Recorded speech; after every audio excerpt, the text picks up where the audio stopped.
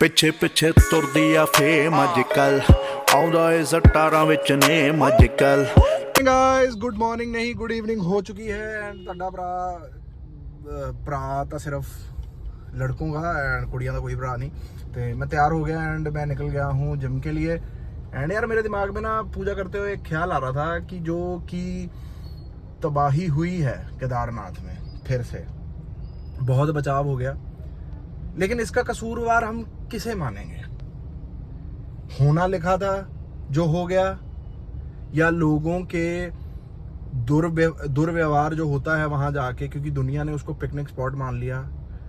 भाई वो पांडवों की कह लो कि तप स्थली है और वहां पे दुनिया आके क्या क्या कर रही। भाई लिटरली मैंने लड़के लड़कियों के ग्रुप को वहां सुना है बात करते हुए, जहाँ पे चढ़ाई जहाँ से चढ़ते हैं गौड़ी कुंड से 2 किलोमीटर नीचे, जहाँ पे हमें कार लेके जाती है, वहां पे बंदों ने बियरों की बात, वोडका की बात, विस्की की बात करी है। और करी एज इन की जैसे टेम्पो ट्रैवल में बैठे हुए या किसी रूम वहाँ रुके हुए, वहाँ पे पैग शैग इनके चल रहे हैं। यार ये दुनिया को कैसे समझ में आएगा?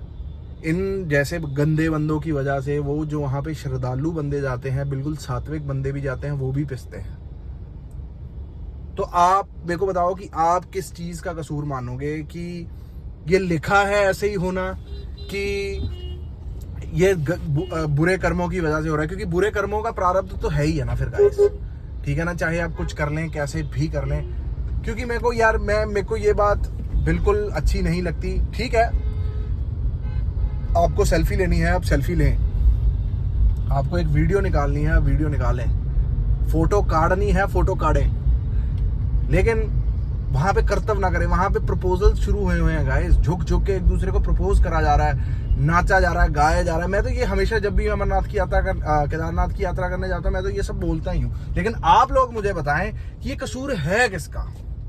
क्योंकि मेरा दिमाग एनालिसिस नहीं कर पा रहा इस चीज़, क्योंकि मेरे को लग रहा है कि जो आपदा 2013 में आई थी वो आई उसी प्रकार है।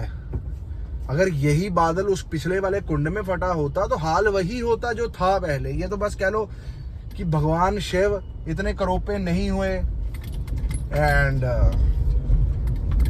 थोड़ा सा बचाव हो गया लोगों का। लेकिन ब्रो, ये सिर्फ आप टीवी पे बैठ के ही चीज़ें देख रहे हैं कि जो इतनी आपको टीवी पे बैठ के इजी लग रही होंगी, इजी नहीं है, बहुत डिफ़िकल्ट है ब्रो, बहुत ज़्यादा डिफ़िकल्ट है ये यात्राएं करनी, बहुत ज़्यादा डिफ़िकल्ट है गाइस। और इसमें झूठ वाली कोई बात नहीं है। बाकी यार हम तो कोशिश करते हैं, हम तो लोगों को भी वहाँ पे रोकते हैं कि भाई, मतलब अभी मेरी पुरानी 4-5 दिन पहले किसी से बात हो रही थी, मैं बोल रहा था कि अगर आप केदारनाथ अमरनाथ जाना चाहते हैं तो दर्शन का भाव लेके जरूर जाना। अगर आप दर्शन का भाव लेकर नहीं जाएंगे तो आपका पता नहीं रास्ते से आपको वापस मुड़ना पड़ जाए, वहाँ पे पहुँच के ऊपर ना आपको ऑक्सीजन आए। ये बहुत सी पॉसिबिलिटीज़ है। जो बिल्कुल बंदे घूमने के मूड से जाते हैं ना, वो दर्शन कर ही नहीं पाते गाइस। एक दृढ़ विश्वास होना, आपको पता है जब मैंने सोचा था ना, सबसे पहली बारी बता रहा हूँ 2012 में जब मेरे को अमरनाथ जाना था, जब मेरे चाचा जाया करते थे, तब मैंने शिवलिंग पे, तब मेरी मेन इंट्रोडक्शन शिवलिंग के साथ तभी हुआ था। सावन के महीने से मैंने जल डालना शुरू करा था और जल डालते वक्त मैं ये बोलता था कि मुझे भी अमरनाथ जाना है, मुझे भी केदारनाथ जाना है, प्लीज़ बुलाओ, है ना। एंड वो सावन, वो देख लो 2012 का सावन खत्म हुआ रोज़ जल डालने लग गया मैं, रोज़। आज 2024 आ गई है। चलो इस साल थोड़ा मेरा कोप अप नहीं हो पा रहा, क्योंकि थोड़ा मैं बहुत ज़्यादा किसी और चीज़ों में उलझा हुआ हूँ। रोज़ जल डाला मैंने। मैं कहा यार अगर सावन में जल डाल सकते हैं तो रोज़ क्यों नहीं डाल सकते? तो मैं रोज़ डालूंगा, है ना। मेरे को मतलब के लिए नहीं आना है भगवान के पास, मेरे को अपने सुकून के लिए आना है कि मेरा को मतलब है जी सावन के 40 दिन मैंने जल डाल लिया और हो गया। नहीं, मैं रोज़ डालने लग गया गाइस। और मतलब मैंने लिटरली, जो आप कहते हो ना Amarnath Yatra, Kedarnath Yatra, literally I have prayed for that कि यार मुझे प्लीज़ बुलाओ, प्लीज़ बुलाओ, समझ रहे हो? तो यही होती है चीज़ें। आप सब लोग मुझे बताना कि आप सब लोगों को क्या लगता है, क्या नहीं सीन लगता। मैं तो ये सब चीज़ें सोचता ही रहता हूँ। एंड मैं कब से बात करना भी चाहता था, लेकिन जब भी कैमरा ऑन होता था भूल जाता था। चलो गाइस, चंगा जिम चलते हैं, बाय बाय।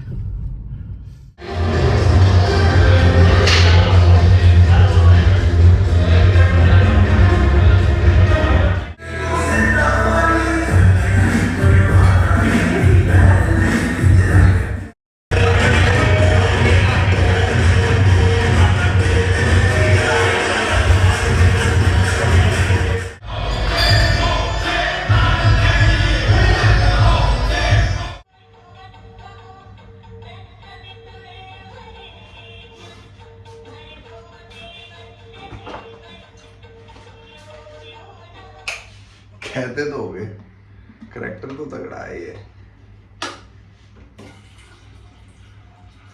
मन करे तो हाथ छोड़ दे, मन करे तो हाथ तोड़ दे। तो समझना चाहते ही क्यों हो मुझे? नहीं समझ पाओगे मुझे।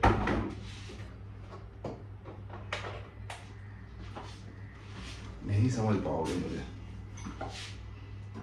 कह रहे हैं ना आपसे कि नहीं समझ पाओगे, तो नहीं समझ पाओगे। बताए रहे ना आपको।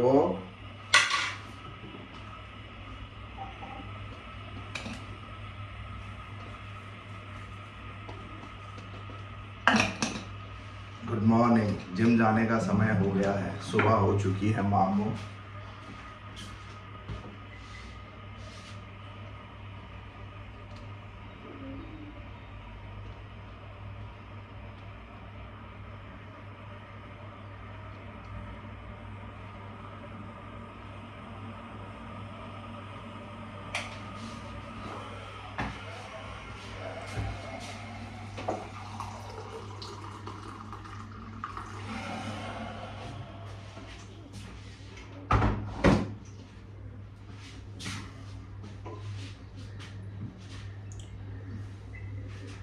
और गाइस व्हाट्स हैपनिंग। मैं ना एक कंपैरिजन है, ये कंपैरिजन कईयों को अच्छा लगेगा, कईयों को बुरा लगेगा।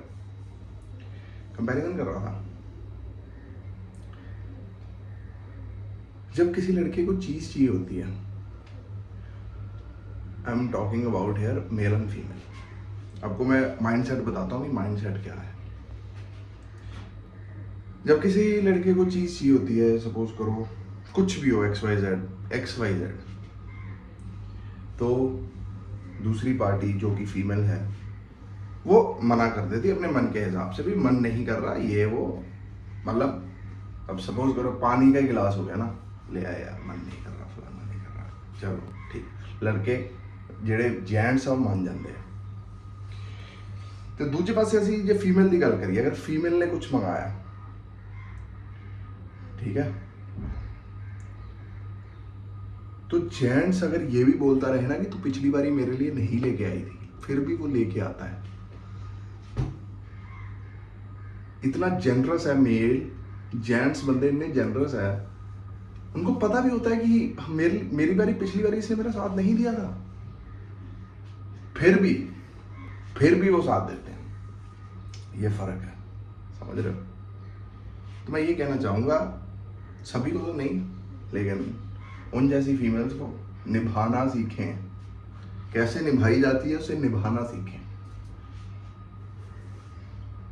आप सोच रहे होगे सुबह सुबह माधव को क्या होगा। माधव ऐसे ही है भाई, सवेरे सवेरे ही पागल हो जाता है। कई बार नहीं होगा तो 3 दिन नहीं होगा, होगा तो सुबह ही हो जाएगा।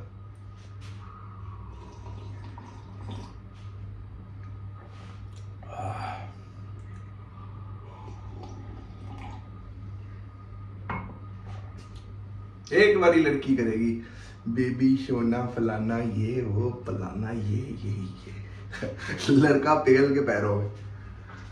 उन लड़कों में मैं नहीं आता हूँ, समझ रहे हो?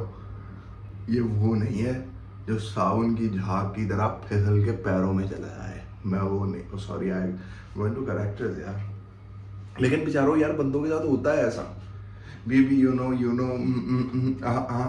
हाँ ਜਿਹੜੇ बेबी होनी है भैन चो भजे हुए 1.5 किलोमीटर सामान लेने वास्ते, और यही जब बंदा करे बेबी प्लीज प्लीज पानी पिला दो, पानी नहीं पिला सकती ना, मैं आपको पता नहीं है, मैं चल नहीं पा रही हूँ।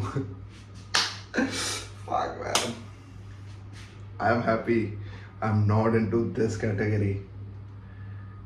ना बेबी सुनना है, ना बेबी किसी को बोलना है, काम करने का।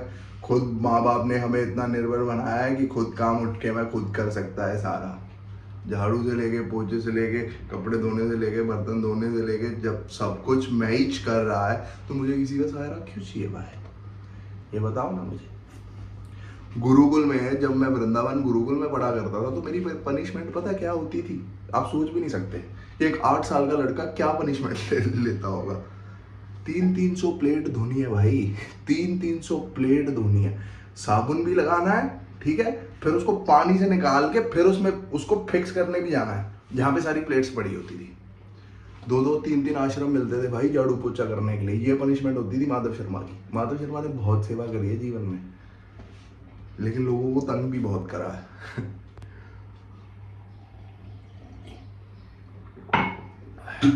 तो ये हमें क्या बताएंगे, हमारा कोई काम ना करके देखो हम खुद कर लेंगे भाई।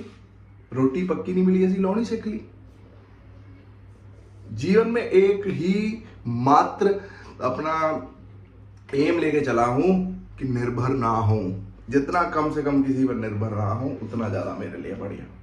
Are you getting my point? Okay, तो vlog got so long, I am sorry for that and see you tomorrow. इस व्लॉग को हम यही एंड करेंगे एंड फिर मुलाकात होगी कल। टिल देन लाइक करें, शेयर करें, सब्सक्राइब करें। हर हर महादेव गाइस, राधे राधे, जय माता दी।